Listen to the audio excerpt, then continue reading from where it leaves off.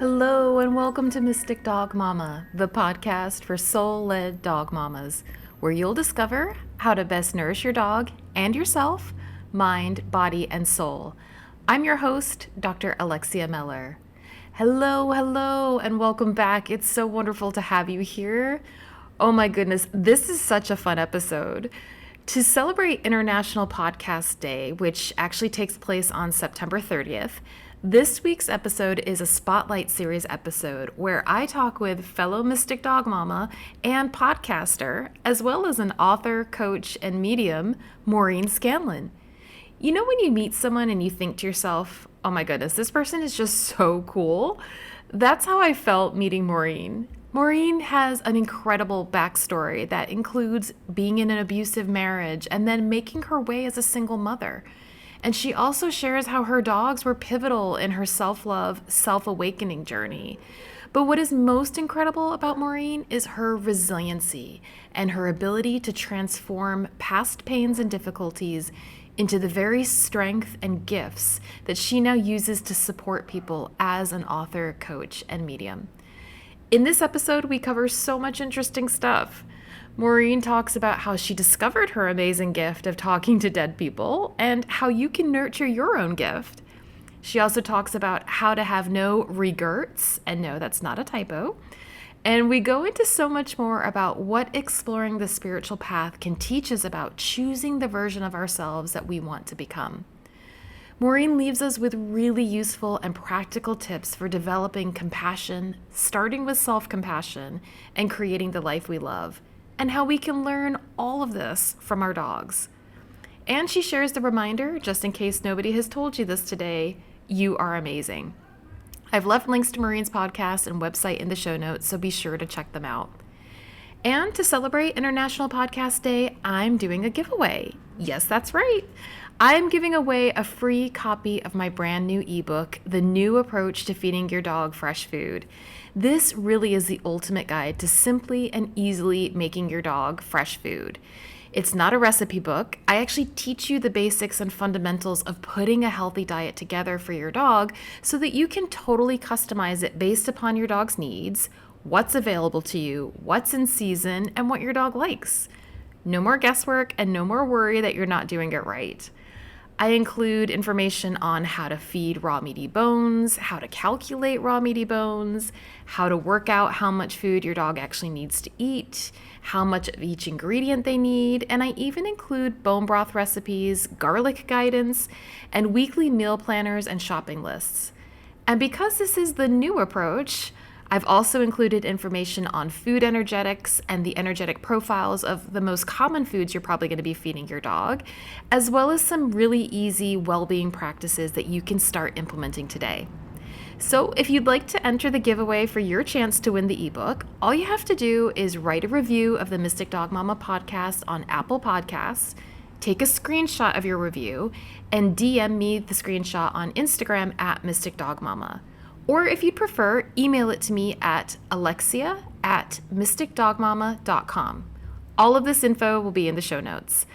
I am accepting entries until Thursday, the 3rd of October at 5 p.m. Eastern, and then the winner will be announced on Friday, the 4th of October. So I'm wishing you lots of luck. All right, on that note, let's go. Hi, Maureen. Thank you so much for joining me on Mystic Dog Mama today. I'm so excited to welcome you onto the podcast. Hi, Miss Alexia. I love you to pieces, and I'm so happy to be here and to share all things dog with your audience, because at least your audience is all dog people. And so all the joyful, fun things that I love to talk about as dogs, I don't always get to do on my podcast. So I'm so happy. Yeah. Oh, I'm so thrilled that you're here. And yeah, to let listeners know, Maureen has her own podcast, which I'm really excited to share all the stuff in the show notes with you. And I was a guest on her podcast, and we were just like, we hit it off instantly. We're like, oh my God, there's so many things that we could talk about. And we're just like, she's got to come on Mystic Dog Mama and talk about this because, guys, you are going to love this. Not only is she into dogs, she's also a medium.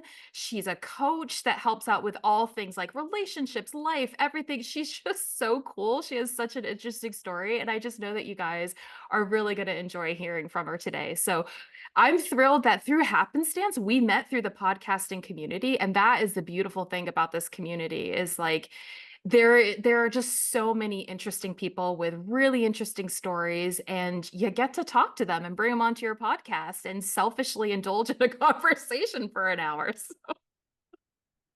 Right. That it is. I always say it's my get to. This is our get to, Alexia.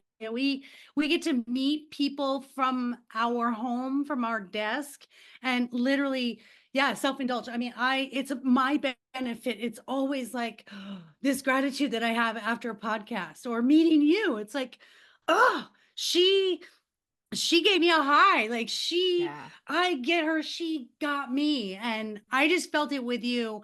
And for your listeners, I have to say, Alexia, when she came on my podcast, I was literally fangirling, like gushing. Cause I even said to my husband, I said, I've never felt more like anyone on this planet got me more than Alexia. Like we are so like synchronized, like each other's spirit animal, just everything spiritually and animal wise. We get it. We get it. Yeah. Yeah. No, it was the same for me. And it's just such a treat when you meet people like this. And then such a treat to be able to share with your audience, people like these kinds of relationships and ideas and conversations. And it's so great. So I'm thrilled that we're doing this today and doing it within the context of the spotlight series that I do on Mystic Dog Mama, which is all about shining the spotlight on other Mystic Dog Mamas and hearing all about your story. So this is like the Maureen show today. I'm really thrilled. It's going to be really good. Oh, Yeah. I love that. So, Maureen, I was wondering if you could maybe start by sharing a little bit about your story and how your dogs fit into that. Yes. So I don't want to be a Debbie Downer, but my background, the reason that the dogs come into play is that my background was I had very low self-esteem. I had a very codependent mindset growing up in my family of origin. I carried that into the world as an adult, got married very young. He was an alcoholic. And so there was a lot of domestic violence. And then I continued in every relationship. They were just narcissistic people and very hurtful. And I finally, I'm a slow learner, but I finally learned. And I was 45 years old and I was sitting on my bed. And I thought, another relationship ended, and I'm just kind of boohooing and feeling sorry for myself and thinking, I'm the common denominator in all this. What is wrong with me? Why don't I deserve love? And I remember just looking into my dog's faces. So Brody, the Australian Shepherd, he passed in 2022. But he was like this big floofy shepherd, husky mix, kind of the Aussie mix. He was beautiful, kind of an old soul. He was looking at me from the floor. Jade, I have a chunky Chihuahua. She's like probably 18 pounds, which is way bigger than she should be, but treats, hashtag treats. And so she was looking at me, and I just remember the look of just absolute love that they gave me. And it, I don't know, spirit must have just brought something to me. And the thought in my head was this epiphany moment of, look how they love you unconditionally. They don't care what you do right, what you do wrong. They don't care about anything except that you're present in this moment with them, and they love you unconditionally, faults and all. My moment was, I've never loved myself that way. I've never loved myself unconditionally. And it changed everything. The whole trajectory of my life from there changed because I decided to start loving myself. And that's where the dogs came in. I manifested my husband and law of attraction. I brought him to me. And then I just started writing the books. And the way that they came was so easy. It was just sitting in my backyard, watching him do something, or sitting in the house, watching him do something. And I just started writing these chapters and thought, wow, what a simple life, yet they have the secret to life. It's the craziest thing. We are, as humans, super overthinkers. We make a big deal out of everything. We're so dramatic. We're stress balls. We're just big stress balls. And dogs aren't. They're just so easygoing. That's why I always say they don't have to be on this planet. for 80 years like we do, they only need 10 to 15 years to love us wholly, fully, and completely. And they're the only creature that loves you more than they love themselves. Oh, it's beautiful. And I have to say, having read one of your books, you so kindly gifted me a copy of it. And it was just really exciting to, because I had talked to you first and then I got to read the book. And it was so lovely to like see this all come together.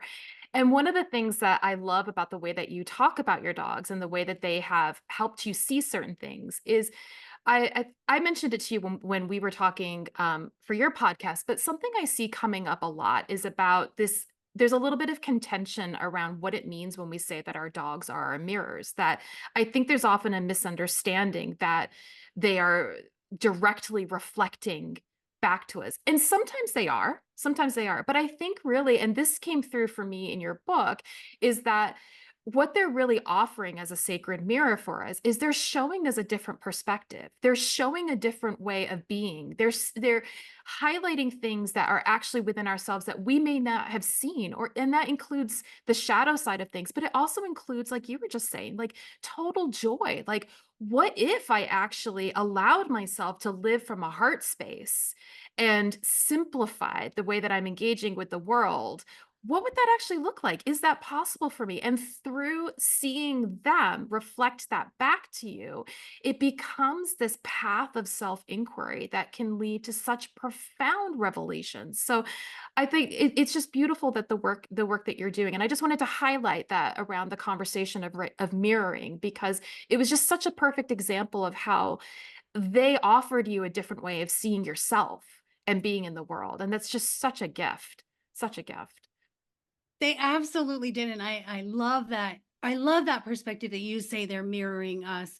And I agree fully. In fact, what's fascinating about dogs is when you have a dog long enough, you'll see they learn you, right?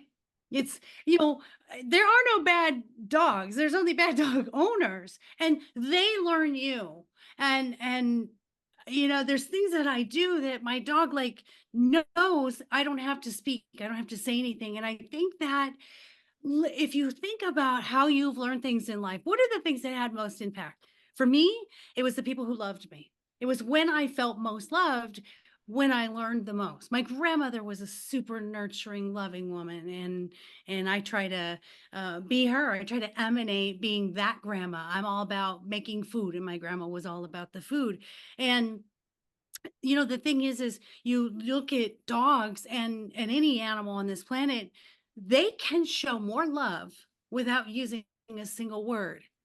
Yet we as humans are so bound and determined to throw the love word around, say it, say it, say it, but not everybody feels loved because of our words. So a dog unconditionally, like them sitting there watching me on the bed, I knew they loved me. I know every minute of every day. I wake up in the morning. It's so funny.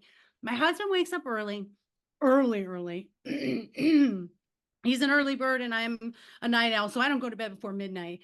He's in bed by 9. So we're in bed. He's sleeping. I'm up playing games and TikToking. So for 3 hours, and when he gets up at 5 o'clock in the morning, they get up with him. He feeds them, and then they come back into the room and will not leave the room until I am vertical. And that includes my kitty, Grayson. He's a Bengal. So I wake up and there's like Callie's over here, Jade's on the bed next to me, Kitty's at my feet. They learned me. They learned me. If I was up at 5 in the morning, they'd be up at 5 in the morning. And I just think it's so beautiful how accepting they are of us. And that lesson that we could carry out into the world is, why can't we be just that accepting? And so the books are exactly these kind of aha moments, like so easy. They just accept whatever mood I'm in. If I want to be up and running, we want to go for a walk, they're down. If they want to we want to take a nap all day long, close the windows, close the shades, they're down with that. That's true unconditional love. That's why the dogs are amazing. Oh, I totally agree with you. And I think linked with that is their ability to be so present that they're not ruminating about the past and like worrying about the future. Like they're just there and they don't have expectations of like what this moment should like look like. You know, they're not shooting themselves. They're just fully experiencing it. And I think, it was interesting. I was having a conversation with a friend the other day who has been having these kind of self-realizations recently where she realized that she had been putting so much pressure and judgment on herself of like what life should look like and feel like that it should kind of from this expectation that I think it's very much a Western perspective of like everything should be amazing all of the time and like you should be working on your bucket list all the time. Like every moment should be so extraordinary. And if it's not, there's something wrong with you. You're not doing it right. You're not doing life right. Right. And even if you don't necessarily consciously engage in that, I think it's so prevalent in our culture that it does underlie, like it seeps in and it can really inform. And what I have found with dogs, and it sounds like from just the examples you have just given that this has been very true for you too, that it's really being with and enjoying every single simple moment, right? Like no moment is more valuable than another one. Like the moment where you're just like laying in bed with the dog is just as valuable as if you're skydiving or whatever. You know what I mean? Like it Yeah. kind of puts it into perspective of like really being with every moment and soaking up like that sense of presence with your dog. It's just like it is such a life-changing experience if you've not had dogs before. And then like for me as an adult bring having these experiences with Lucky and being like, "Oh my God, like God, did you come at the right time in my life? Holy cow, did you come at the right time?" Right? Like I didn't even know that I needed to be challenged in these areas. So, yeah, so beautiful. So beautiful. I agree with you 1,000,000%. If you think about it, they don't have a priority list because there's no priority. Like their priority is immediacy, right? Right now, I'm tired. I need to take a nap. I'm hungry. I'm gonna go feed out of my bowl. I'm excited. Jade does this thing that I love. Oh, I just love it so much. It just makes me giggle. They are so joyful. And like I said, not overthinking, they're spontaneous. But she just will be standing there, we'll be outside in the backyard. I have this beautiful deck with just like a nature preserve behind us. And they go crazy with people walking behind the fence. But, just Jade will suddenly, all of a sudden, out of the blue, just chase her tail. And you're like, wait, did what happened? Just going to get her tail. Like, it's the cutest thing. Like, just finding a moment like, "I'm bored, chase my tail." That like, finding those moments of joy. We have become human doings and not human beings. And I think that dogs are absolutely in the moment. They are the beings. There's a chapter in my first book called No Regrets. And I name it that because if you all have seen the bad tattoos, usually no regrets is spelled incorrectly. And those are my favorite. I love bad tattoos. You gotta Google bad tattoos, you guys. Oh, there's one that they make me like I cry like with tears because they're so bad and they're like there for life. Oh, you can get a cover up or laser it off. But so this chapter, No Regrets, is precisely what you just said, where they don't think about, "Oh, I didn't play with that toy yesterday. Darn it. I'm gonna sit and mope today. I'm gonna be depressed on the couch because I didn't play with that toy." They're like, "Hey man, I want this toy." Callie, who listeners, I have to say, the gift that Alexia has is so real. So, so, so, so real. She mentioned something in the reading that I was like, "No, I don't really know what that is, but I know as a medium myself, it'll come later." So listen to this. This is so cool. Callie is super affectionate, and we did this reading, and one of the things that Alexia said was Taylor Swift and hot dogs. And I'm like, I don't know what that means. Well, she grew up as a puppy with my daughter and my two granddaughters, and they live in a different state. But my youngest granddaughter was so attached to her. Her name's Braylon. She loves her. The other day, she texted me and said, "Can I see pictures of Callie and Jade?" And I sent her a picture of Callie and Jade, and she came back, "Callie!" with exclamations. And when you said Callie had said my girl and Taylor Swift and hot dogs, my daughter was not great at providing for Callie. And so she'd always come over and be like, I need food for my dog. So I think my girl is Braylon. They love Taylor Swift. They went to the Eros, screening, whatever. And I think she may have gotten hot dogs instead of dog food. So I really think that was the tie, and it was just intuitively like, "Oh, that's what that meant." But the thing about Callie is she has become so adaptable, and we talked about Alexia and I was worried she suffered from trauma, past trauma, and this is exactly what we're talking about. Nope. Alexia said, "You'll find what you're looking for. If you think she's got trauma, you're gonna find it." She goes, "But she's not thinking about that." And that's exactly it. The no regrets is she's not sad that she's not there anymore. She's happy that she is where she is. She doesn't regret the things that happened. She just accepted it in the moment, and now she's got this beautiful, wonderful, happier life, and she rewards me by showing Mhm. me that appreciation just by being her and loving her and being super affectionate and unaware of how she invades my space. I mean, literally, this is her. If you can see on video, guys, I mean, she is literally like 2 inches from my face and just sits there when I watch it on TV. So you can't even look around her, like staring at you. And so I've started doing the Alexia method, going, what is it? What do you want to tell me? What's going on? And I haven't really gotten it down like you do, but I feel the love. I do feel it, like she can't express it enough. This is her way of just saying, I just need you to know, mom. I love you. I love you. So yeah. Oh, I love that, and thank you for bringing up the Taylor Swift and hot dogs thing again as well, because I think there's a couple of reasons I wanna mention that. Is like, one, for listeners, I've shared about how we can all do animal communication. This isn't something that's, like, special to certain people. It's just about you trusting yourself and being open and actually taking that leap of faith to say something that sounds absolutely insane, and it sounded insane to me to say to Maureen, "I don't know why she said Taylor Swift and hot dogs," like, I don't know, but that's what I got, and it was one of those things too, like, I'm not a Taylor Swift fan, so it's not as though I was projecting my own like, that I'd been listening to Taylor Swift or whatever. It's like I just heard Taylor Swift, and then Maureen was like, "Oh, it doesn't really say," but I just had to, like, accept that it's not my job to interpret it, it's just my job to relay it and that it can come through. But what was so funny, so going to your comment about she doesn't know, like, in a sense that she's invading your space. Oh, she totally knows. She showed me.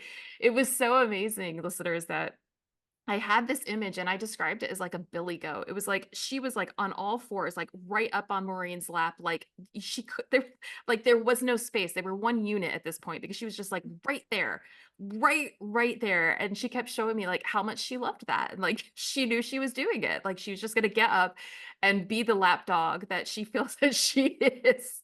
And it was just it's so cool. It's so cool. It's so cool to have these kinds of conversations and to know that we are just so connected to everything, you know? Like we can all do this. It's so cool.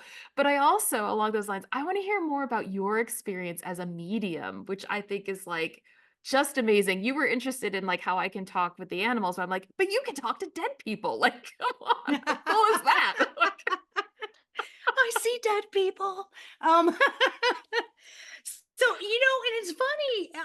I think most people who have come into their own with their gift, and I say you come into your own with your gift because everyone has it.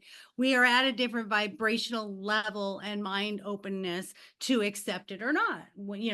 Uh, in my 20s and 30s, there's no way in heck, a lot of people with religious beliefs, are like, oh, I don't want that voodoo stuff. Okay.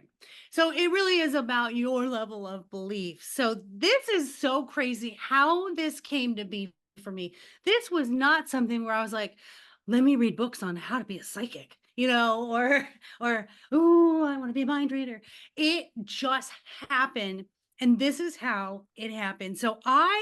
And there's all different kinds of whatever you want to call them, healers, mediums, psychic, communicators. So there's all different kinds. People do future or past lives, Akashic records. So all these different things. And I think that's really cool to be a light worker. We're so different and we bring so many different aspects. Well, I didn't know what I was. I had no idea what this thing was that I was doing.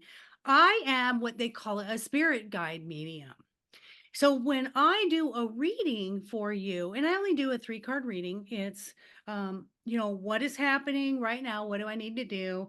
And then in the moment, what am I struggling with and where do I need to go on the path? And then the last card is if I do this guidance, this thing that they're telling me, where will I be going? So it's a very simple reading for me. But I get downloaded as a conduit all these cool messages. So here's how it first started. I finally got out of a corporate job after 27 years. I started as a nurse, then I was in corporate medical, and it was soul sucking. It was not where I needed to be. It was a means to an end to raise my children as a single parent. After I met my husband, someone had called me and said, Maureen, have you heard about life coaching? And I went, what's that? Always wanted to be a counselor. My kids brought their friends over. Hey, talk to my mom. You've got a problem, come with my mom. Everyone would just ask me for advice. And so I saw this life coaching thing and I was like, oh, wow, that's me. And they were like, yeah, you're already doing that. So I got my certification, loved it, was just so passionate about how I could help people, and then dove in to the psychology part of it. Excuse me, because I didn't get to go to college because I got married young and had children young, which reminds me of a Pretty Woman reference, the movie Pretty Woman. If everybody has seen that, I was thinking about you and me, Alexia. And Vivian asks Edward, so how far did you get in school? And he goes, all the way. And so I think Alexia went all the way, and I'm more like Vivian, where it was like I had the hard knocks of life education. So what happened was I got certified, then I got really absorbed in the psychology of understanding who I was, why I put up with what I did in my past, how to not do that again, how to really figure people out, and then it just took off. So I got clients. My very first my clients would, before they would come, I would sort of just sit down and do like a connection. I would always be grounded. I'm all about nature, barefoot in the grass out in the backyard. I would just be grounded and I would say, what do they need to know? What do they need to hear? So I had this one client that was coming. It was our very first meeting. I did not know her, knew nothing about her. And so I get this download of a motorcycle. Correction. I thought it was a motorcycle. They corrected me. It was a dirt bike. I don't know the difference. And it was a green. And I said, okay, a green dirt bike. Okay, gotcha.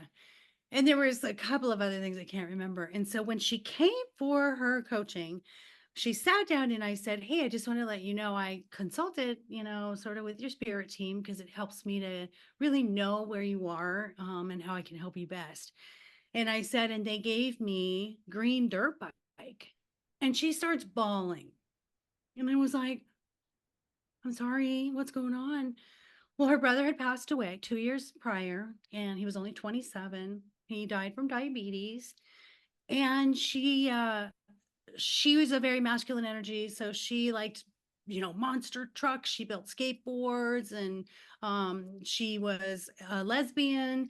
So she had a very masculine energy. So she had this dirt bike, and her brother used to say, I hate that thing. You're going to get killed on that thing. What are you doing? And she said, Maureen, before I came here, I put it up for sale today. Yeah. Oh And so it my was like, God.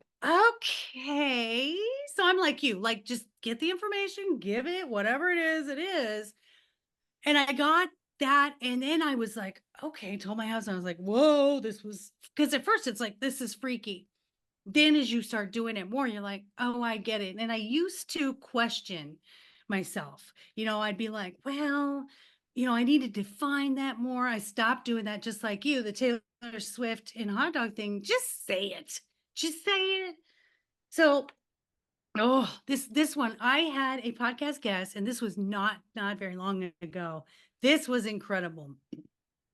Oh, I still like I still like tear up when I think about it. So we did the podcast, and I went outside, and I just kept getting full body chills. It's how I know a spirit is coming through or they're validating something. And so I went outside, and I just kept getting the chills. And I said, okay, whoever you are, let me know what's happening. And I connected with them, and I got some information. I reached back out to this podcast guest. Her brother had passed away from an overdose. And that was part of the thing we talked about on the podcast. And so he had passed away. I did not know his name. I didn't know anything about him. We sort of just, this is what happened, but we didn't go into detail. And so I said, well, I just want to let you know, I emailed her, I just want to let you know he came through. And I said, did he like classic cars like Mustangs or Camaros? I'm like real classic cars. And I said, also, I said, I'm getting the beach. And he said, just do it, sis. Like kind of the Nike thing, like just do it. She comes back, sends me a picture. She's wearing a shirt that says, just do it. Her brother literally lived in his Firebird on the beach. Yes, where his ashes were spread. Oh my God, you can't So make it up. that's what I'm saying. There's no way I have full body chills right I now. do Thank you. too. I do too, as you're saying it. Oh Yeah, my God. it's so, and now that I've embraced the funness of it and just the joy of it, I have people that, come back all the time. They're like, Maureen, I need another reading. And different people will come through. So how it works is, for me, so there's different types of psychics. There's where audibles, there's sentience where you just feel it. There's visual where you see things. And those are really the main ones. There's other sensory stuff like you can taste, smell, or feel physically. But most people are either visual, auditory, or feelers. I think I'm a little bit of everything, more of a feeler. And then the auditory is, they help me relay the information through something I've experienced, you know.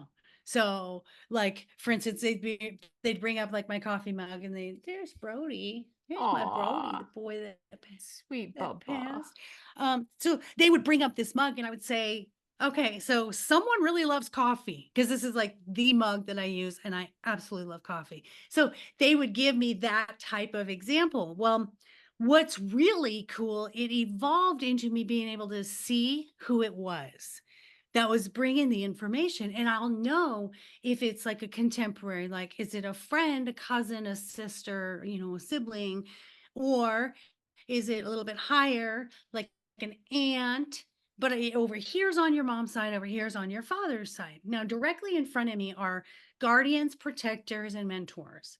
So if they're directly in front of me, and sometimes I'll see Native Americans, sometimes I'll see, that type of thing, where I'm like my son, he was a medicine man once upon a time, because I saw him visually, and I saw a Native American, and he was visually in a circle, and people were coming to him for wisdom. And my son is beyond his years at 25. So I believe that. So it's really neat, because you can kind of see, and they give me personality. So it's not much different than like real life. Someone will walk up, and you can tell if someone's like super sweet, really nice, or people are like, hey, what's going on? More brat. I get that from spirits. You do not change personality when you cross over, just so everybody knows that you carry who you are with you. You get the lessons, but you are who you are. You are a spirit, an entity that goes on forever and forever and forever. So that's kind of the fun part, is that we don't lose the essence of who we are ever. whether we're physical or spiritual. So I would tell, I would see like a grandma and I would say, oh gosh, she was harsh, or she was like, she was a fiery little thing. They were like, oh, you have no idea, Maureen. And I'd say, but she really loved to cook. She made you this certain whatever cookies or whatever. And they were like, oh, just made her recipe the other day. So it's that kind of thing. I did a reading with a girlfriend and I saw a great grandfather. So he was pretty far above, grandpa. And I said, well, he's a ancestor for sure on dad's side. Her parents were divorced. She didn't know her father had passed and her parents were divorced. So she asked her mom, and I gave her initials and I said, this person is your protector, your guardian. When you've almost gotten into a car accident, he's the one that has saved you. And I gave her his initials, and I think it was HA. And she said, oh my gosh, Maureen, I was almost in a really bad car accident yesterday. And like inches away, I missed, yeah, like rear ending someone at like 55 miles an hour. And she said she went home and told her mom because she was like, I don't know who that is, Maureen. And I said, don't worry about it. It'll come. It'll come.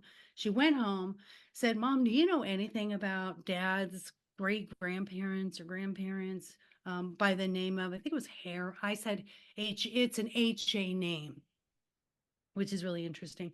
And that's where I was questioning myself. I'm like, do I need it more specific? And then I was like, no, it's an HA name. That's all I'm getting. Her mother brings out a funeral program that she had saved for her great grandfather. His name was Halloran, and he died a year before she was born. Oh my God. How fun! Yeah. How fun to know you. Oof, full body chills. Mm. To know you have this. You're not alone. You have this beautiful spirit team around you. You have people that have come and gone in different lives, and everyone is crossing your path for some reason. Like Alexia and I, we've known each other. We have known each other, I know for certain, because there are just these kindred feelings that you have for some people that you don't for others. Mhm. And it's a familiarity, like seeing Alexia, I feel like there's nothing I can't tell Alexia. I could tell her my deepest, darkest secrets right now because for some reason we've met before. When I call her soul sister, I mean it because somehow we've crossed paths and you'll keep doing this life after life in whatever capacity. Like my daughter, I always feel like she was my mom in a past life. And so you can do that. You can kind of role reverse or there's a show. I can't remember what show it was. It might have been a Black Mirror episode, if I'm not sure, but there's one on right now called Dark Matter. Oh, you have to watch it. Have you seen that No, I've on not. Tell me Netflix? about it. No, tell me about it. So it's a show on Netflix, and it's called Dark Matter. And what it is they take this certain. It's a physicist who comes up with a way to um, see how your life would have been in different capacities. So you can see like, oh, if I hadn't have gotten married at 19 and had kids, what would I have been? But it goes awry and it turns out to be kind of a cool like psycho thriller, which I love. But the premise of it is super cool. So he puts in this, you have to put in this injection, whatever it is, and then you walk down this long hallway and there's just doors and doors and doors and doors. How you think before you step out that door is what's going to happen. So sometimes they walk out into this blizzard or with monsters or, so it's really cool because I think our life is kind of like that. Like we've chosen every little winding thing. I made this decision that led to this decision that led to that, and it's not a straight path. So Yeah. I just think it's so cool to know how much control you have and that you have so much excitement and fun being here in this life. You have a Oh, yeah. mission. Oh, I love it.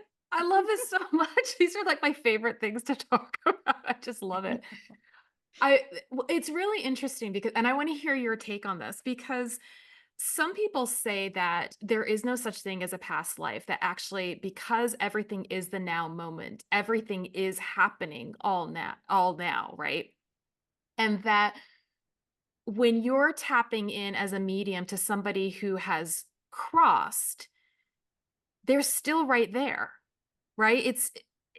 I don't I'm not gonna do a great job of explaining it, but more like it's not like a past thing, or even if you're tapping into a past life, it's not necessarily that you died and reincarnated or what. It's like you're tapping into that might have been the lived experience of it, but you're tapping into the energy that is right there. So like tapping into the version of you that is living in the 1800s, tapping into the version of your son that is currently the medicine man, right? And there's that part of his consciousness that is evolving from all of the experiences that he's having as the medicine man in that lifetime. That if we are consciousness trying to experience the fullness of everything we are and can be, we're just tapping into at will. I mean, I think you're particularly gifted at being able to do that of so like you said, we can all do it, but you're very open to it. And so it's coming easier. You can tap into that awareness of all of these different experiences. And that's just so cool. It's so cool to me. It really is, it really is, and you know what? It's sort of a 6 of one, a dozen of the or 12 of one, a dozen of the other, however they say that saying, because we don't know. First of all, as humans, Right. we try very, very, very hard, you and I have this ability, I can see, and feel what the spirit world is communicating to us, but beyond that, we really don't know what's beyond the veil. We don't know what's past 3D for us. Hmm. And it could be parallel universes. It could be we're living these lives simultaneously, or we just have these lives where we need this experience and we can only focus on this one life and we ask for this specific experience and we have to get that before we move on. And I say that because, first of all, dogs and children are the most innately pure beings on this planet in the physical world. Okay. They're not far from spirit world, Hmm. especially children who can verbalize. So if you've heard children that have said, "This is my name. I was in World War II.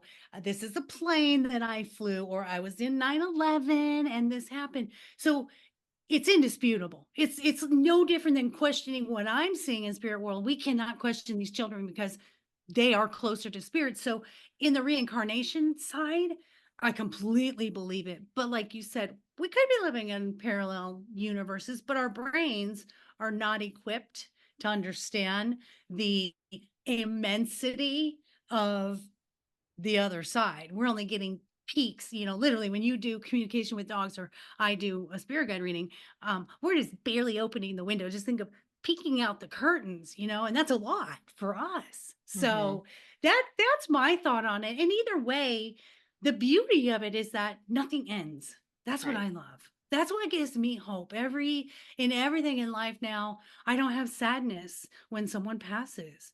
Um, I know that our contract ended when I end a relationship that no longer serves me.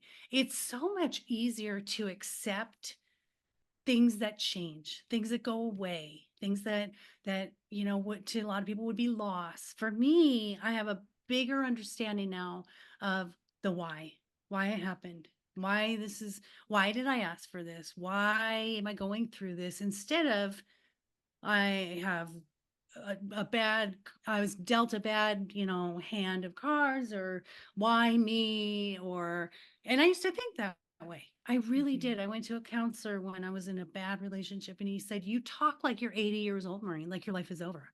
So that gives you a perspective of how I've changed. I did. I thought, and I used to say, "Next life. I'll do it next life." I used to say that, not even believing in spirit or anything. I used to just say next life because I didn't believe this life was for me to choose the path. Like I wasn't allowed to, like I couldn't change it. And so being able to change all of that and do this and meet Hmm. you and I love it. The get-tos I have now. But it's such a testament to your strength of character because I think we're all given opportunities to grow and change and propel ourselves forward in whatever way that looks like for us. But not everyone's brave enough or strong enough to say yes to that. and to actually take that risk. So I think it speaks very highly to your ability to really embrace your true self. Like, I think that's probably what was happening for you. This is my projection of this, but when you connected with the dogs in that way, oh, my throat's going now. That when you saw that them looking at you with that unconditional love, like that was happening at the higher self level, right? Your Right. higher self recognized that. And there was that moment where your higher self was able to communicate with your ego self in a way that your ego self could understand it and have that light bulb moment. You know what I mean? And Yeah. not everyone is open to that. So I think that it's a huge thing that you've done for yourself and therefore modeling for others. Yeah. They say that we're tethered to our spiritual self. So part of us is still in spirit, and the part of us that chose to come here physically and learn whatever it was that we asked to learn. It's interesting when we say higher self. That's what we're referring to. Is there's this part of you still in spirit that is guiding you. It's part of your spirit team. Is your higher self along with the team that innately loves you more than anything in the whole world. What's interesting to me though is What's interesting to me, and someone had we were talking politics, which is, never a good thing. Politics and religion, just I stay away from those topics, and especially right now, my heart hurts. My heart is joyful, hoping for the thing that's gonna hopefully happen, that we're evolving to finally. But I was talking to someone about it, and she said something amazing, and she said, "You know, maybe he's just a young soul." And I thought about that and I thought, those many lifetimes or those many parallel lives that we're living, either way, Mhm. um, have matured us. So I'm at this place where I can accept it. I can see a different perspective and I can change. And there's people in my family, friends, that they're just so stuck in their young souls, their Mhm. newer souls that have to go through it. One of the things my husband and I saw on a TikTok video that I found interesting is I am a huge, like, justice advocate, like probably overly so. Like justice, it needs to be fair, don't falsely accuse anyone, punishment, all of that. I just am really, really huge on justice for people. And knowing what my past lives were, they were related to injustices. I was treated with injustice, and I'll give you an example. One of my past lives was at the Birdcage Theater in Tombstone, Arizona. I grew up in Arizona. I love Tombstone. I've been there, 3 or 4 times, and when I'm there, I get information. Um, it really crazy. On the wall, there's a bunch of pictures, right? And that's all the people that stopped in and they performed on the stage because it's just a tiny stage. It was the last stop before San Francisco, where people would come and perform and dance for, I mean, we're talking like prominent people came to the Birdcage Theater. So I'm in the Birdcage Theater and there's a brothel downstairs. So you go downstairs to this brothel and the rooms are plexiglass and they are exactly as they were. So they had not been touched. A flood came through and it remained the way that it was for literally 100 years. Nobody did anything with this. The French wallpaper is still on the walls. The piano is still there. The carriage that carried the dead people, Wild Bill Hickok got killed there. Unbelievable history. I'm in the brothel and I'm here, and this is like twice this happened to me, and I'm hearing this voice. When someone came in period clothing, I really heard, "Get them out of my space." God, they're in my space. I'm so tired of everybody being here. And I had gone to someone that was a psychic, and I said, "What does this mean?" And she said, "That was you.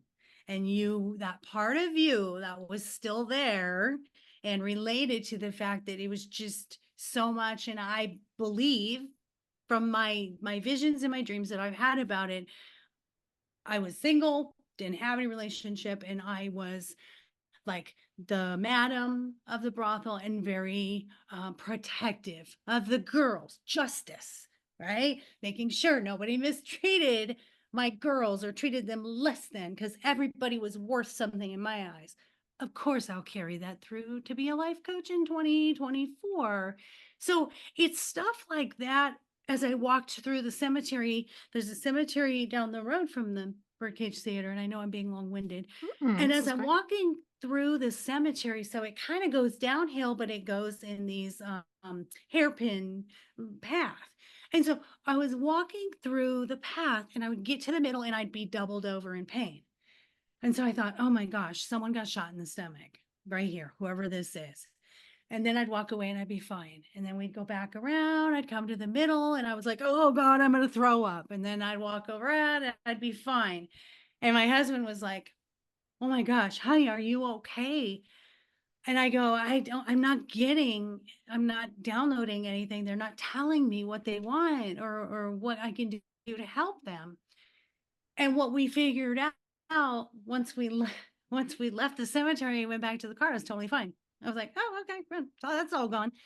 It was a tie I had to the people of the town. I had such a tie that I feel I was so protective of those who were treated less than.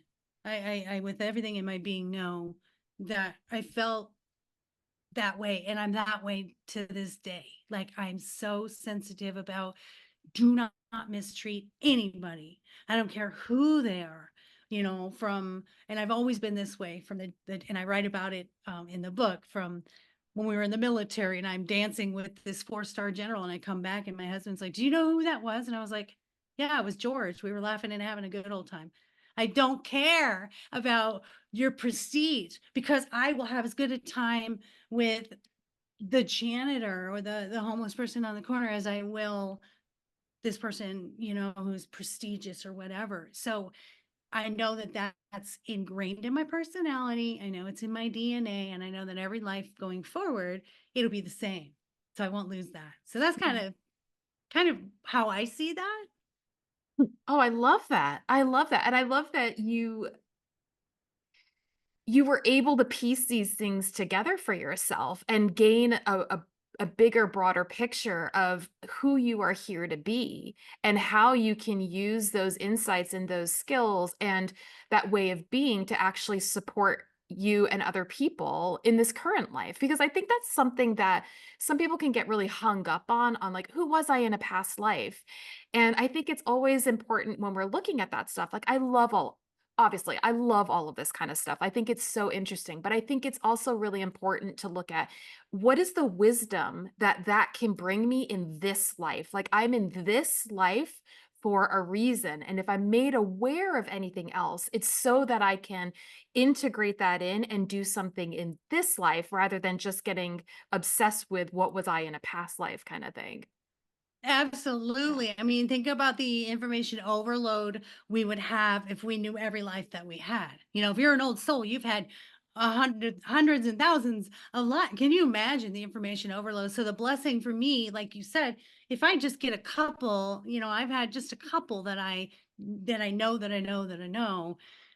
And that's exactly how I look at it is what did I learn from that I'm now bringing forth today? And what am I going to bring from this one? What hardship am I going through? Excuse me. What hardship am I going through today that's supposed to be for that next life? And I think we Mm. ask for different experiences every time. Um, I, you know, it's funny. My husband and I supposedly had been together in many capacities, but we've never been together as a couple in all these lives that we had. And someone had done this reading for us. It was amazing. And I understand that because the connection I have with my husband is deeper than I've ever had with any other human. He gets me. We share a brain. I joke. I think everybody needs someone that you share a brain with when you meet your soulmate. Excuse me. And I can help you with that because I'm a dating coach, but really finding your true soulmate. And this is going to be silly, but this is your marker. You need a Cheeto partner. What is a Cheeto partner, you ask? So I'm sitting at my desk one day just working on a whatever day it is. I'm working from home. In my head, I'm like, wow, Cheetos sounds really good right now. Don't have any. I don't feel like going to the store, but Cheetos sounds really good.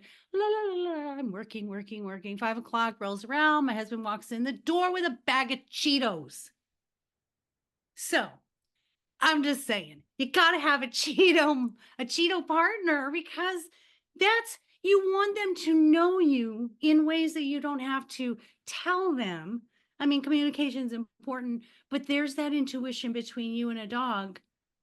Same thing. If you have the right partner, a healthy partner, you guys won't have to use the words. It won't be verbal. It'll just be this feeling. I know what you need. I see it. I sense it because I'm tuned into you and I care. So that's how it's relatable to the puppies. Oh, totally. And also I think it's really cool with dogs as well that I'm always like in awe at the fact that they live with us, a species that they're great at communicating. They're great at understanding things. We are not generally. We're pretty poor at it. They manage to make all of this work and really, like you said, they learn us, like they get us. And in doing that, there's that invitation for us to open up the way that we learn and see things and become more expansive within ourselves. And I even think like things I've talked about in the podcast a lot, how one of the big issues that I've had with Lucky has been his reactive behavior that really developed as a result of him being a pandemic pup and not being exposed to the world at that kind of crucial window where you need to expose Mhm. puppies to everything. And what his reactivity has really brought up, and I hate that word, but I'm just using it because it's the word that we generally use, but, like, what it has brought up for me has been this opportunity to really do this deep dive into understanding he's trying to communicate something. Right? It's not bad behavior. He's got a dysregulated nervous system, or he's trying to say, like, what he's okay with, what he's not okay with, and it is, in some respects, a direct reflection of, like, I'm not always okay with the thing that we're in, right? Like, or, like, I don't want that person coming over or whatever, like, there is an element of me projecting stuff, but it's also this real invitation for me to own my own voice. When do I not speak up for myself around what I'm not comfortable with or what I do need, like articulating the needs as much? And how do I, through my partnership with him, in a sense, he's kind of my Cheeto partner, although he only takes treats, he doesn't bring them. So we need to, we need to work on that. We do. I've seen birds carrying bags out of the store. I'm pretty sure we could train Lucky to do that. Exactly. Exactly. But he does offer that kind of partnership of getting to understand myself in such a different way as a result of, like, I think that that's the gift of relationship generally, all kinds of relationships, is that everything becomes a sacred mirror. Everything is showing you a different perspective about yourself, about the world, about how you view others, all of that. And when we can ask ourselves constantly, what is this goes back to what you were doing with the cards and the readings. I do similar things with cards. What is the wisdom that I or whoever I'm engaging with needs to have, needs to understand, needs to come and contemplate from this situation that we're in? And that then takes any situation we're in, it elevates it, takes us out of a victim mode, it puts us in an empowered position and recognizing that things aren't happening to us, they're happening for us. And what an amazing, powerful stance that is when we can view our lives from that lens. I love that so much, and you just really gave me like this sort of moment where I thought, I'm like, well, my dogs don't really reflect me, or I reflect them. And then I just got this moment where I'm like, oh my gosh, Callie is always trying to please everybody, no matter who's in the room. I've had that where I'm so busy taking care of everything that I've forgotten to just sit down and relax or do something for me. I haven't read a book, just sat down and relaxed and read a book. I'm always going with 5 businesses. So that was a reflection of like, wow, Callie is showing me you're always pleasing everyone and it's so sweet, but I want you to sit down and relax too. And Jade is a good reminder of You can relax anywhere and be comfortable in any situation. That's the lesson Jade teaches us for sure. But you just made me think of, I love this. Ooh, I love this. I love where we're going with this. Think of intuition as you're taking a test and your neighbor whispers the answer to you, Ooh, I like that. right? Mm. The answers are there. You won't get in trouble for it. It's only for you. Nobody can see it or hear it or know. But are you going to take the answer and get it right? Or are you going to be like, no, I know better and I'm going to just put the answer and then get it wrong? So we have these opportunities. When you were speaking, I'm like, oh my gosh, that happening for us to have a window into your spirit guide world or through the dogs is a gift because someone is saying, here, let me give you a little nudge here. I'm going to help you. We're not out there alone.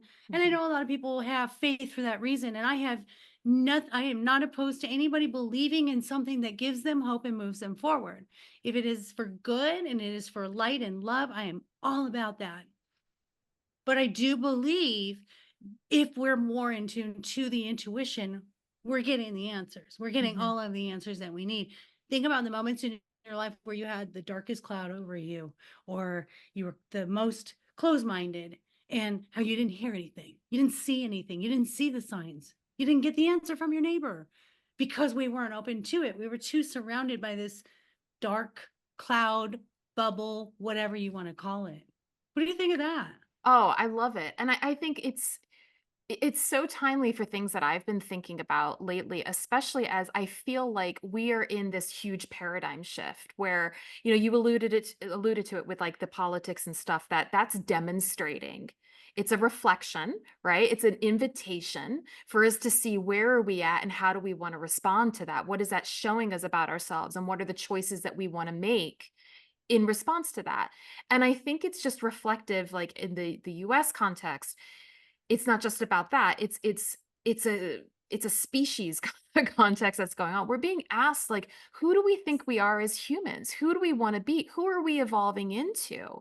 And it's at this kind of crux moment, I feel like, and I wonder if this is coming up for you, that all of these different kind of conversations are coming into me that are reflective of what we are being called to do, I think anyways, is it's that kind of choice point between love and fear. We have lived in such a fear-based world for so long. And now it's like, okay, so you've had all these different experiences. You've experienced things through the fear lens. Is it possible at an individual level and at a collective level for us to choose, despite what I'm seeing in front of me, I'm going to choose love. I'm going to choose to come from love. I'm going to choose to see this through a loving lens, which is similar to what you were saying of like having compassion for the young soul or understanding that that person is playing a role, any person, I'm not referring to anyone in particular, that we're all playing roles in this bigger tapestry for our higher good, for all of our Yeah. higher goods, right? And I think it's so interesting at this particular time because it really does feel like a kind of pressured choice point. Like we're at the crux of something. And I would argue that we all chose to incarnate in this time period in order to be part of this experience that, so our souls have chosen it. And part of why we've chosen it is because we also know that we're equipped to help move ourselves and everyone through it. So there's that opportunity to really like love ourselves and know like I'm here for a reason. I bring something to this world. Even if I might doubt it on the 3D egoic level, I'm trusting that I'm here and that like your dogs have come in for this same reason. Like they're supporting you on this journey. Everyone you're meeting is here supporting you on this journey. And it just feels like it's such a beautiful opportunity for us just to be like full blown, heart open, this is where we're going. This I choose love. I choose love and see what kind of comes as a result of that. So I wonder if you're kind of feeling the same sort of vibes, if that's going on for you. I 100% am on board with you. And what's cool is the technology has worked in our favor for that. To do these podcasts, to Yeah. have motivational speakers and TEDx talks. We have more self-help books and self-help videos out there than ever before. We're allowed to talk about this stuff freely in public on the radio waves. And think about that. If we were speaking of this back in Salem, in 1500s, right? We would be burned at the stake right now because we didn't have that freedom to understand this. And those souls gave, they died so that we can be at this point. Here we are. My gosh, 500 years later, I get to be the voice that they didn't get to be. Think of the evolution. What I think of, yes, I think we're more loving than we've ever been before. We are more compassionate. Yeah, we have outliers. There's going to be groups. There's always going to be those groups, but we have to have them because they are contrast. How would we know good if there wasn't bad?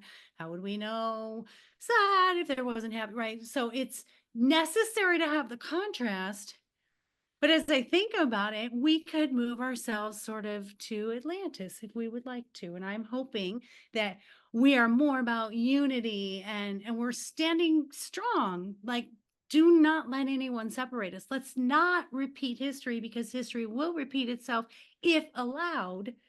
And we're now saying that's not allowed. We want unity. We want love. We want diversity. We want acceptance. We want equity. We want rights to yourself, your body, you as a human, the ability to do what you came here to do and not be oppressed and not be punished or, um, made to feel less than or diminished. So I agree. I think we're heading in the wrong direction, the right direction. And I'm sort of Pollyanna. So I'm thinking we're going to get to Atlantis at some point because I would love a perfect world. That's just me, but that's what spirit world is it is an Atlantis. It is a perfect world Hmm. where there is no hate, there is no evil or destruction. So this is what we're doing here, is to Yeah. bring forth what the spirit world has more so into this physical space. Absolutely. Absolutely. I was listening to a podcast that was talking about why we're here, why this Earth experiment was here. And, I have this caveat, and they said it in the podcast too, like, take what resonates with any of these kinds of discussions and discard what doesn't resonate with you. Find your own truth within this.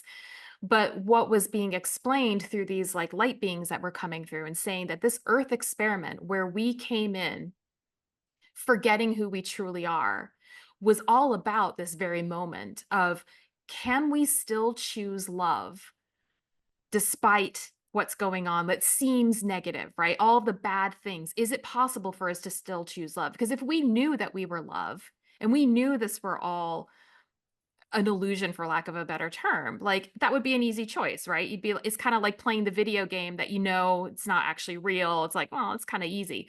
But when if you're the avatar in the game, like, and you don't know that you're in a game and you're still able to make that choice of love, like, that's the winning move, right? Like, that's checkmate. That is what it's all about. And so they were saying that that's what it is about, and that we have actually succeeded at doing that. But what we're doing is, it's like we've hit a critical mass of people who are loving. So like you said, we are way more loving than we used to be, and we are bringing this world into being. And I always say, it was like I said to you about Callie and her trauma. And I think this is true of our lives generally. It's true with your own dog. It's true with everything. You will get what you focus on. So, if you are just looking for the bad stuff in life, if you're looking for the illness in your dog, if you're looking for trouble, whatever it is, that's what you're going to see more of. But if you choose, like, despite this, I'm not ignoring the fact that there are negative things in our experience at all, but it's like, can I see that that is an opportunity, that possesses wisdom for me if I choose to see it that way? And if I choose to focus on love and wonderful experiences, I mean, I do a little meditation before I do any of my interviews, where I say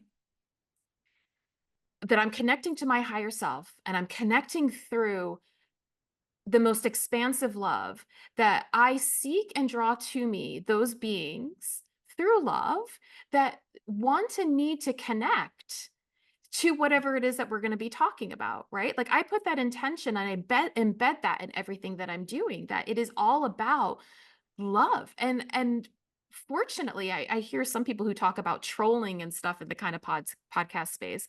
Knock on wood, that's not been my experience. I have just had loving people join this community. And I think a big part of that is because I'm choosing to look for that. That's what I'm Yes. focusing on, right? Oh, And I think it's the same with anything in our lives and the same with our dogs. I mean, I feel like part of Lucky's healing journey has been because I decided I'm not going to focus on illness. I'm focusing on him being the absolute perfect self that he is. And every morning I bless his water and I throw love into it and I throw perfect health and I envision him like glowing from the inside out. Like I am operating at that kind of level of like I am putting love into everything I'm experiencing. Is my 3D world perfect? Not in the least.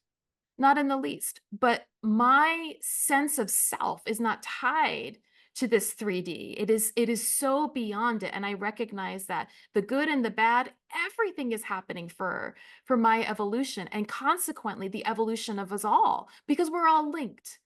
We're all linked. We are all threads in this tapestry. Each thread is touching the other. Like we cannot separate ourselves. So the more that we work on ourselves individually, the more we are supporting the collective to bring in the Atlantis, right? Like that vision, whatever that is for people, right? Like that perfect world back into an actual experience. And it's exciting to be alive in these kinds of times where, like you said, we're not burnt at the stake yet, thank God, for, for saying this.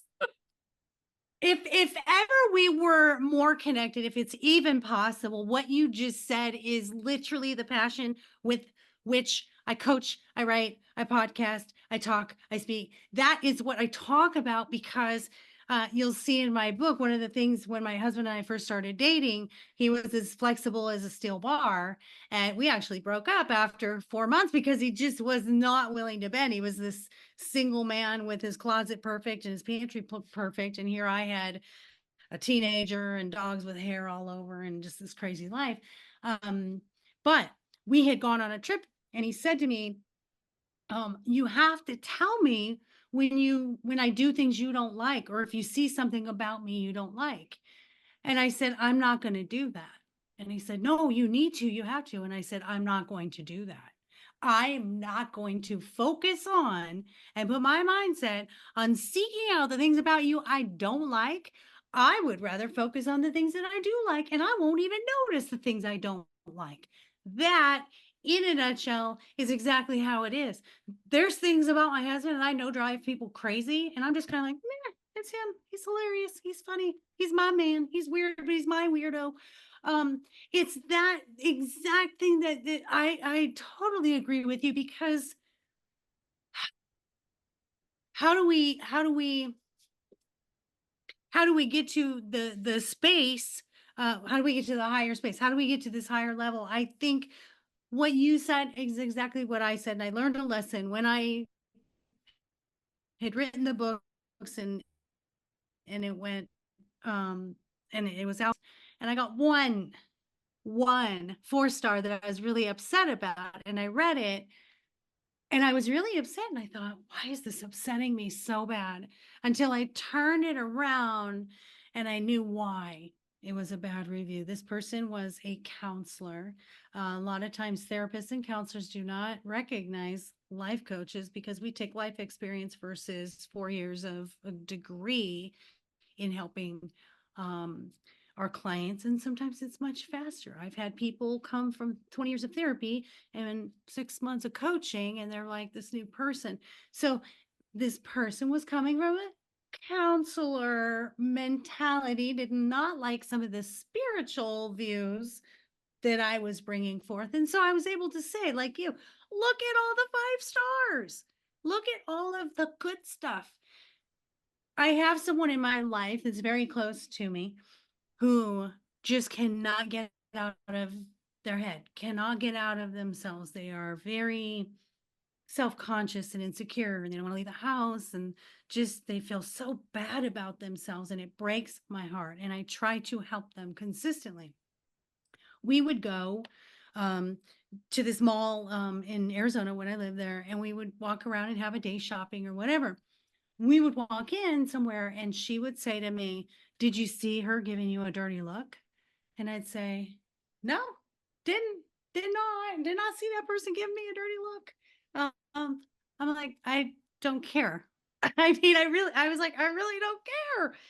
But she's so focused on feeling like people are looking at her and judging her, and I'm not there anymore. So it falls away from me. It just falls off like I'm sloughing off skin.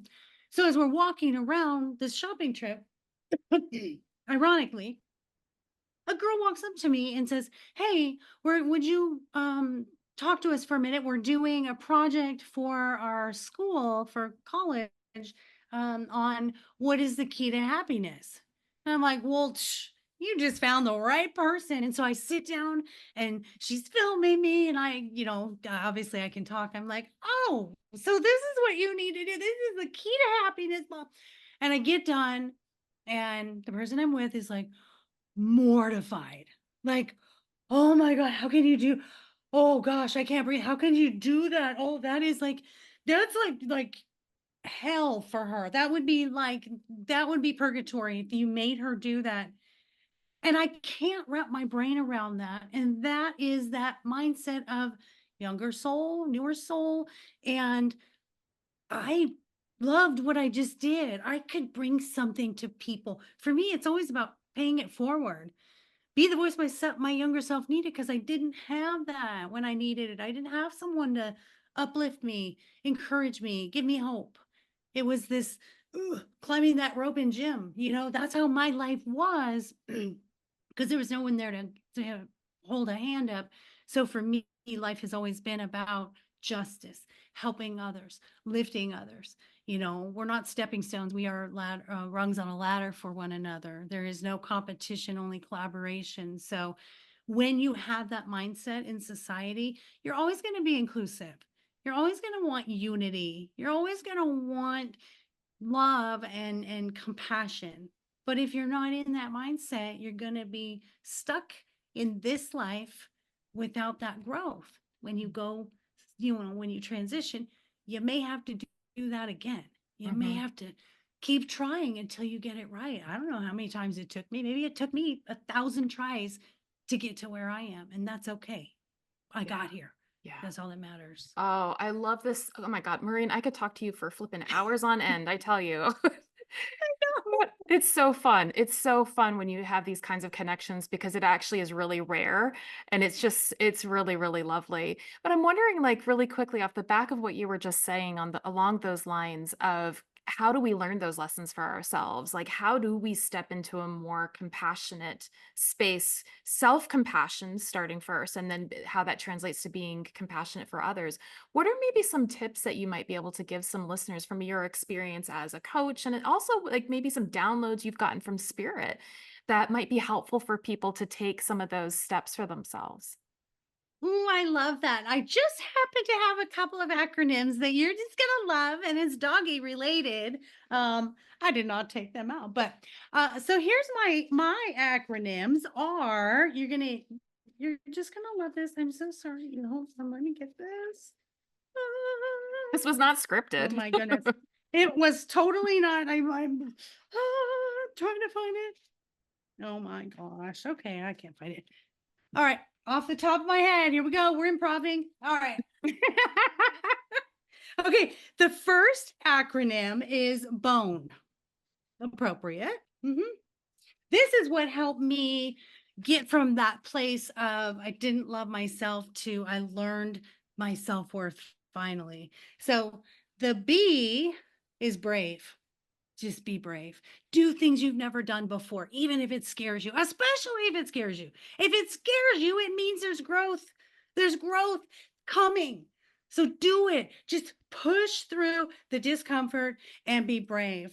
Oh, observant. That is so key. Too many of us are in a bubble. We're self absorbed. We're worried about this and that in my life. And let's be observant. Let's look at each other. I go to the store and I'm like looking at other people, like observing how couples react to each other, how a mom and kid react. If there's like a senior that looks lonely, I'll go have a conversation.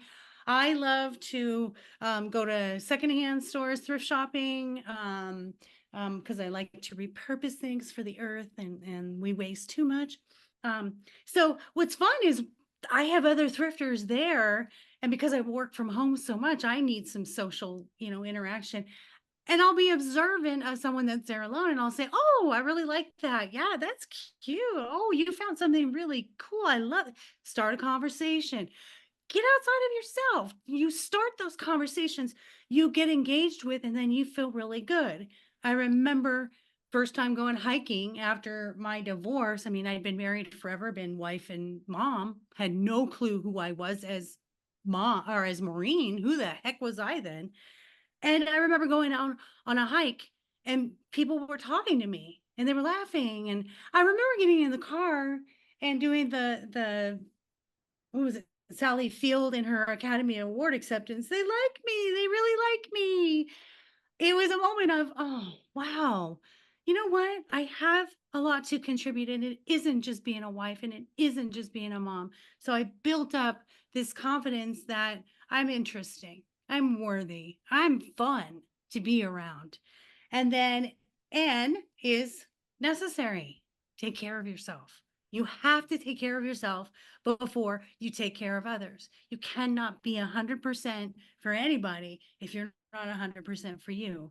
Take those moments. Just say, hey, I need a moment. I need some downtime. I need to go walk. I need to listen to music. I need to be doing meditation, or I need to go have a spa treatment. Whatever it is necessary to put ourselves first. And people do not believe that. And I have a whole speech that I do on removing the stigmas of the self words, self-absorbed, self-centered, selfish, all those things that have been said to be terrible things. They're really not. So take care of you. Take care of you first and foremost. Laugh, fun. We forget. Life is fun, you guys. Do something fun. Do something that makes you giggle. My gosh, Callie makes me giggle. I mean, she told Alexia she's witty, and she is so witty. She's just funny. She's just, oh, she's so silly. And I almost feel like she's got silliness like my grandmother had. And it's almost like my grandma channels through her, like just her little silly, goofy things that she does. And then E is the best one. And E is turning expectations into expectant. So expectations will always lead to disappointment. Okay. If I'm coming on this podcast and I'm like, okay, before we get on, I'm expecting Alexia to ask me this question, and then I'm expecting her to react this way to my thing. And I'm going to be disappointed because you are your own person. You are not, I am not in charge of what you are going to say or do, right?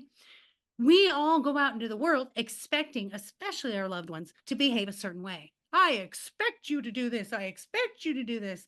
That's so wrong. You're going to be disappointed because everyone comes from a different lens, a filter where we've only lived our values, our beliefs, our experiences that have all led up to right now. So stop doing the expectations, make it expectant. For me, it's going out and saying, I'm going to have a good conversation with someone today. That's it. I'm just expectant that I'm going to have a good conversation today. It's like you said, going out there with that mindset of, I will seek what I'm looking for, and I'm just going to have a good conversation. It's going to make me come out of my shell more, be more social, be more confident, and also give someone some compassion and an ear. You never know. What if that person doesn't have anyone in their life to talk to, especially seniors, which is why I want to start a nonprofit. Every senior should have a dog. I'm just saying, I'm serious. I want to join with Austin Pets Alive here in Austin. Every senior should have a dog, and every dog should have a senior, or single. I think single people as well, living in apartments. I would love to help with, the tech deposits or the adoption fees. I digress. Expectant. There are seniors out there that don't have anyone to talk to. Their families aren't around. They don't come over and have dinner with mom anymore or grandma. They're too busy. So be expectant that A, you will find what you seek, and B, good things are going to happen. If you go out in the world with the mindset that something is going to happen to me today, you're never going to remember the things that are bad. You're not even going to notice the things that are bad. So that's my bone analogy. I love that. Oh, and that's so helpful and like so actually easy to remember and to put into practice. And I think it is like the more you do the small things, and I was thinking, especially when you're talking about brave, I can imagine, the past versions of myself would have been like, oh no, that's too hard. But it's like it's the little things like can I go and get a coffee by myself? The past version of me that would have struggled with that, and you do like little tiny things and it's that feedback system that starts to happen that once you've shown yourself that you can show up for yourself in that way, it reinforces I can do bigger things and it just builds. It's exponential and it's so exciting. So that's perfect bone. I love it. I love it. It is. I was learning something the other day from a gentleman that talks about the ox cart technique. I did an interview with him as a podcast guest. I love it. But they were talking about the social cognitive theory, the four factors that affect self-confidence. One of them is performance accomplishment. That's what you just said was, hey, I've done this. I've done this before. I can do hard things. Look at, I tried this before and it went well, or I tried this and it didn't kill me. I'll try it again. Performance accomplishment. And the other one is vicarious learning. So if I look at Alexia and I'm like, oh, I really like her podcast. I want to start a podcast. I could do that. I could talk to people. So now I'm learning vicariously through something that you did. Verbal persuasion would be coaches, hosts, anyone who is teaching something, anyone that's teaching something, that's going to be your verbal persuasion. So you're going to hear something. If you admire the characteristics or you feel inspired, you're going to have that confidence to say, oh, I'm going to do that because I feel like they said I could do it. I'm going to do it. And the last one is an interesting one, emotional arousal. So this is based on the level of anxiety about doing the thing. So if you just focus on how scared am I to do this thing? And is it validated? You know, do I have this because I'm going to write my fourth book is in the works right now. And it is all about fear and anxiety. But that's really the big thing because there's experiential and there's existential fears. So did something happen before? And so I have this level of anxiety. I don't want this to happen again. Or is it just existential and I could die or I could lose this relationship? So really just coming back to the facts versus the emotion, you can really push forward with that self-confidence and say, you know what? I can try. Think about it. Heinz 57, they tried 56 times. Okay. WD-40, they tried 39 times. Coca-Cola sold 6 bottles of Coke their first year. Okay. It's okay. It takes time. It takes time to get to that point, and you're getting ready to be ready to be ready. And every day you're learning. So whatever's coming is for you to get there. Oh god. Oh my god. I love talking to you. This is so good. So it's so true. So true. And just like a really quick thing, what you were just saying made me think of too is like as a Reiki practitioner, I think the way we look at Reiki in the West is so different from how it originated in the East. And Reiki is really a self practice. You heal. You never actually heal somebody else. Nobody can heal another. The body isn't healed by the medications that are put into it, right? Those things, like the medications or a healer you go to, your doctor or whatever, is just creating the appropriate context for the body to heal itself. So as a Reiki practitioner, you working on yourself and creating that space of peace and calm allows the client to essentially match your vibration so that they go into a state of calm so that their body can heal itself. That's physical and mental, Mm. emotional, all the stuff. But one of the things that comes out of the Eastern traditions with Reiki that relates to what you were just talking about, I think is really important is that they talk about it as with Reiki as a self practice, you want to focus on the precepts. And there are two precepts, there are five in total, but there are two in particular that are really helpful that you want to recite almost like a mantra or an affirmation in the morning and then again in the evening. And it's the first one is just for today. And it's always just for today, I will not worry. Just for today, I will not be angry. And if you Mm. can give yourself that permission for and when you do find yourself worried or angry in the day, it's coming back to that, right? It's constantly coming back to that calm space, reminding yourself of who you are and that everything that's presenting itself is a learning opportunity for you. It's not happening to you. And that you can take little steps and showing yourself that compassion and that forgiveness of like, all right, so I kind of messed that up. Or okay, I wasn't totally calm in that, but I can choose differently right now. And to your point of like, everything is the now moment, we get to choose again and again and again and again and again, right? I'm not tied to who I was 5 minutes ago. I get to choose differently now. How do I want to choose to see myself and be in the world? And I think, again, relating it back to the dogs, that is one of the huge gifts that they offer us. They really, really Yeah. do, because they're so, so present, so present. And they choose again and again and again. Yeah. And they don't look at their mistakes. They don't see anything they've done as a failure. No. Like if I throw the ball for Callie and she misses it, she still goes after it and gets it and brings it to me. She's not afraid to try to go catch the ball again, right? It's those kind of examples. Like, the next time she catches it in her mouth, great. She brings it to me. Actually, a lot of times she won't even give it to me once she's caught it in her mouth. She's like, I'm that good. But a lot of times, she'll bring it and she just sets it down and kind of puts her nose like that. And we do it again. She doesn't care whether she's failed. And the interesting thing is, I've been called a human amplifier. And the reason I've been called a human amplifier is because there are so many of us who have not been told we are amazing. And I think it's a disservice and sad that we don't tell everybody in our lives how amazing they are. Because in my coaching, hardly anybody, or not hardly anybody, but you'd be surprised how many people have never been told what's good about them. And that's really what my passion is when I'm coaching someone, this isn't about what your failures are. This isn't about all your traumas. I always say therapy is for uncovering and coaching is for recovering, because I'm here to move you forward. We already know if you went to therapy, we already know this is what happened. Okay, that's the facts. It happened. We can't undo it. However, what I can do is let's take that and let's let that be the gasoline that drives your car forward. Let that be your motivator.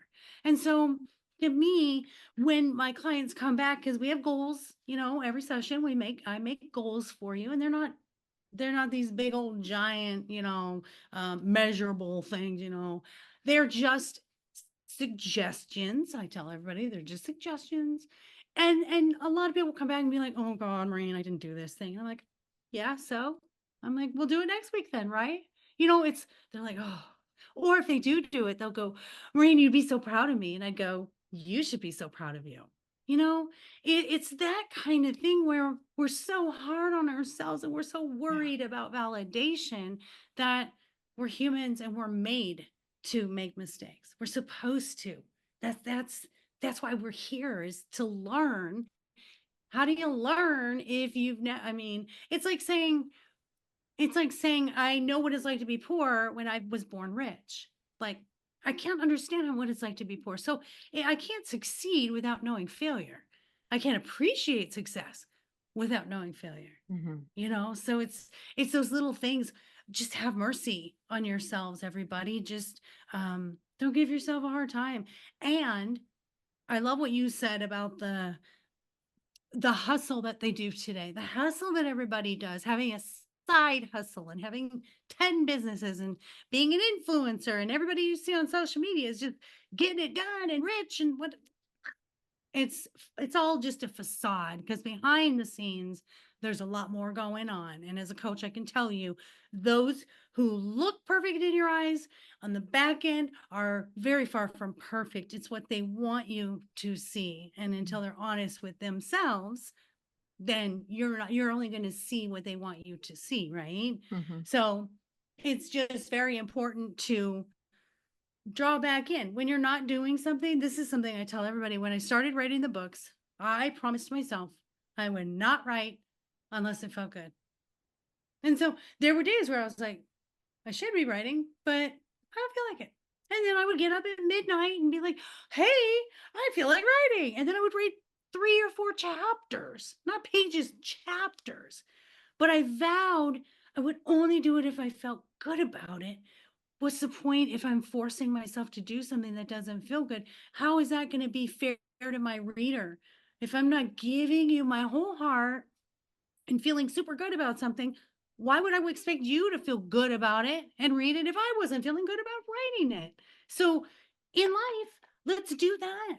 Let's just, if it feels good, do it like a dog. If it feels good, Jade gets out there on the grass and does this little with her little fat little chunky body and her little legs up in the air. Like, it feels good. She likes doing it. We're like, what are you doing, you silly girl? But it felt good in the moment. Or chasing her tail felt good in the moment. She sits out in the Texas humid sun in the bright sunshine, and we're like, it's so hot. Felt good in the moment. Jade wanted some vitamin D. That's the example. That's what dogs show us. Do what feels good. Do it. Don't question it. Oh my God. So good. I can't think of a better note to kind of wrap this up on. That is just so perfect. Thank you for sharing that. Maureen, you have just such a gift and such a wonderful energy. I just adore you, and I know the listeners are going to as well. If somebody wants to learn more about your books and learn more about maybe getting some coaching with you, where can they get some more information, and where can they find your podcast? I never knew, but my dog did. You just said it. That's it. Apple Podcasts everywhere there's podcasts. I never knew, but my dog did, or Inc. for short. I'm a one-stop shop. Lifecoachmaureen.com. Very simple. My books are there, my coaching's there, my speaking's there. The only thing not there is my doggy boutique. And that is mydogiseverything.net. I'm very big, as you know, you and I, about nutrition for the puppers, and I only use the finest ingredients, 3 ingredients, no preservatives, no xylitol in the peanut butters, even soft chews for your gummy doggies who don't have teeth, your little senior puppies. So lots of fun stuff, tutus and all kinds of stuff. So Oh, wonderful. mydogiseverything.net. Wonderful. And I will leave those links in the show notes if you didn't catch that, so you can click directly from there. Maureen, thank you so much for being my guest. This has just been an absolute delight. And like we said in the beginning, totally self-indulgent. This has been so much fun. But I know Lucky's joining us now. He's like, this has been great. Hi. He's like, I've been eavesdropping. Here he is. He's Hi, like, buddy. Oh, he's a big yawn. He's like, okay, she's about boring. Can we go now, Mom? I'm hungry. I feel like I just want to like go back and forth. Okay, now come back and be a guest on mine, and then I'll come back and be a guest. I feel like this could be a series, or we could like co-host a podcast It would be together. so much I fun. It'd be so swear. much fun. We definitely have lots more things to talk about. I am so grateful. Thank you so much for your time, your energy, just your presence, and the wonderful gifts that you brought to me and to the audience today. Thank you. Oh, I love you so much. Your gift to all your listeners, and for me to get to know you. And I love you to pieces. And it was absolutely my honor to be here with you once Oh, again and have a fantastic connection and conversation. absolutely. Sending you so much love as well. Thank you so much for listening to my conversation with fellow Mystic Dog Mama and podcaster Maureen Scanlon. I hope you enjoyed this chat as much as I obviously did. You can find Maureen's podcast, I Never Knew But My Dog Did, anywhere that you listen to podcasts. I've left a direct link to my episode on Inc., just in case you're interested. And to learn more about Maureen, her books, and how to work with her, visit her website, lifecoachmaureen.com. Again, all of this info is in the show notes. And don't forget, if you'd like to be entered for a chance to win a free copy of my ebook, The New Approach to Feeding Your Dog Fresh Food, then leave a review of the Mystic Dog Mama podcast on Apple Podcasts, take a screenshot of your review, and DM me that screenshot on Instagram at Mystic Dog Mama, or you can email it to me at alexia@mysticdogmama.com by 5 p.m. on Thursday, the 3rd of October. That's 5 p.m. Eastern Time. The winner will be announced on Friday, October 4th. All right, good luck, and until next time.